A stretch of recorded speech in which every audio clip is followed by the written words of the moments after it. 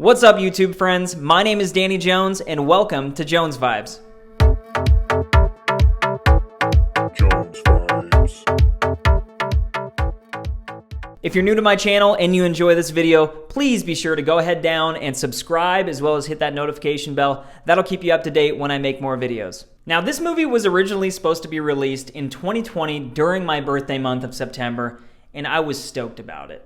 And we all know what happened to the world in between, but it's finally here. The wait is over. The movie I'm talking about today is Candyman. Candyman. Candyman. Candyman. I'm going to hold off on saying the fifth.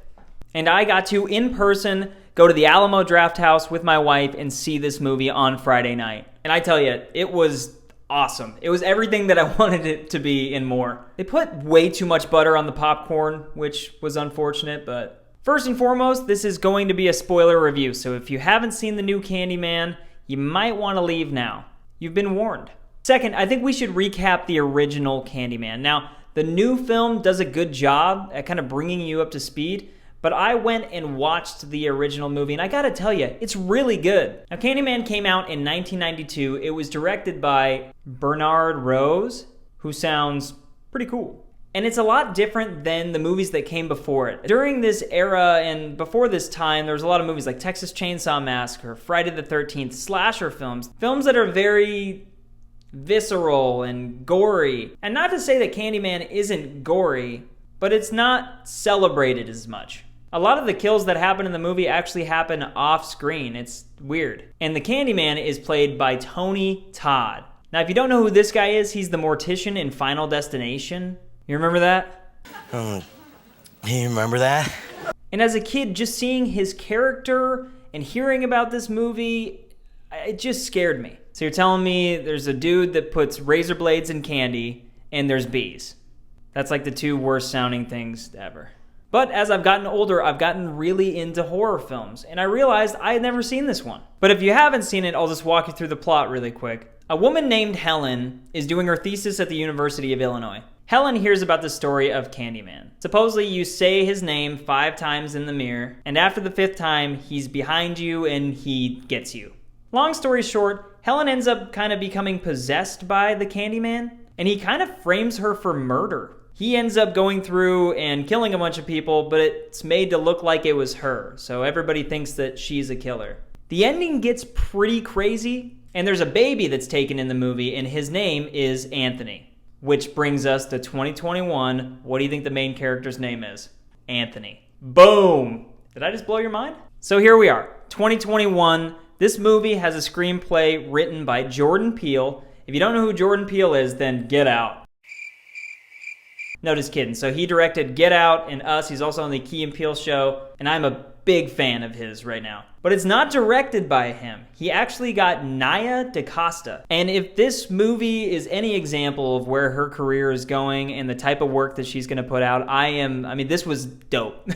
But it's also starring a couple people that we know as well. Teyana Paris, who you might know from WandaVision. She plays Monica Rambeau. Monica Rambeau. I was really excited to see her in this film. I did not know that she was in this. And then we have Yahya Abdul-Mateen. And this guy is just awesome. So sitting down and seeing the players that we have here, I was feeling pretty good about this. And man, when it starts, the visuals, it's like there's this overhead panning, but it's like upside down of Chicago. And it's a really good study of the city. So Anthony is an artist and he lives with his girlfriend, Brianna. And they moved to Cabrini Green, which is a gentrified neighborhood. And like I said, like city study, it's almost as if Chicago is a character in itself in this movie, as well as the original. But anyway, Anthony is looking for inspiration for his art. And so he hears, just like Helen did in the original, about this Candyman, and it attracts him, and it really draws him in. But the twist in this movie that I liked so much is that Anthony becomes Candyman. So like throughout the whole movie, you see him kind of slowly get driven into madness. Like he's taking this picture and he gets stung on the hand. And then throughout the movie, you see his arm just get all messed up from this bee sting. The whole time I was just thinking, you should go get that checked out, man. It looks like it's infected. Like that's not good. You're gonna lose that arm. Like things even go so far to where he literally gets the hook in his arm. Have I not even mentioned that Candyman has a meat hook for an arm yet? I feel like that's pretty important. And besides his story, there was so much about this movie that I liked. Obviously, per usual, people in these movies are going to be dumb and get murdered. And in this movie, you always know when it's coming. Somebody stands in front of a mirror and they're like, Candyman, Candyman, I'm going to be good, right? There's a really cool scene in the art gallery that this couple, it happens to them, and there's almost Invisible Man vibes. Like you see a screen and it's getting cut in half, but you can't see the Candyman. I don't know, just really reminded me of Invisible Man. Do I smell bacon? Kevin Bacon, Invisible Man. But yeah, so in the end, Anthony does become Candyman, which is a sad transition because the laundromat guy calls the cops, they come in and they kill Anthony. So basically this baby was born to become the Candyman. And so in the end, his girlfriend, Brianna, ends up using the fact that he is Candyman to her advantage to save herself. And he comes back and he has the speech that he does from the original, I am the writing on the wall. Now that's Rambo again. But it's really cool. And then they even show his face and it's Tony Todd. It's the original actor. Fun fact, and side note actually, Tony Todd, when he was on set, he didn't like the bees. And so he made an agreement. Every time he gets stung, they have to pay him $1,000. And by the end of the film, he got an extra $23,000. Frank, I'm allergic to bees. Me too. Would you get stung for $23,000? I don't know. Maybe. And so kind of in closing, something that I wanted to touch on was some of the themes of this movie. It does a great job talking about racism and addressing these issues as well as police brutality. It definitely puts you in the shoes of the characters, which I honestly really felt.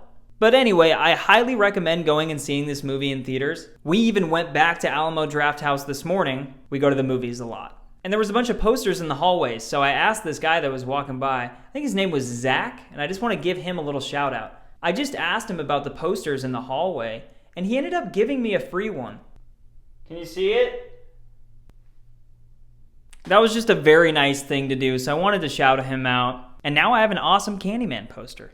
But that about wraps it up. If you've seen the movie, go ahead and leave me a comment. Let me know what you think. I'm actually pretty new to this YouTube thing. I just have my iPhone and this mic, but movies have always been a passion of mine, and I've always wanted to do this. So I hope you all enjoyed this, and I will see you back here next time.